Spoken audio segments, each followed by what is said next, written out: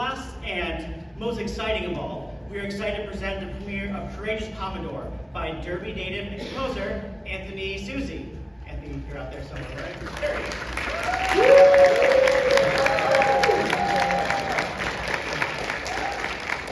Susi has been teaching music in Connecticut schools at the middle, high, and collegiate level since 1985.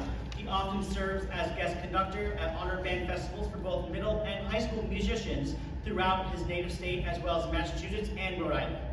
He has presented numerous state conference workshops, most recently at the NAFME Eastern Division Conference for Music Educators that was held in Hartford last month. I'm excited and honored to have the opportunity to work with Susi to bring this competition to life in celebration of Derby's 350th anniversary. Thank you to the town of Derby, or city of Derby, excuse me, as well as the Derby 350th Commission for making this possible.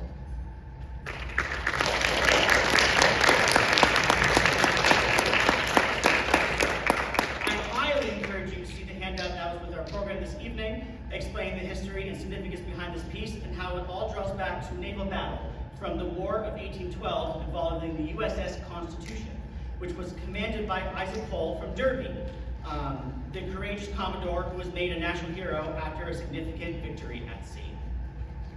Also, before our final performance, I want to thank you all for joining us this evening and supporting the arts at Derby High School.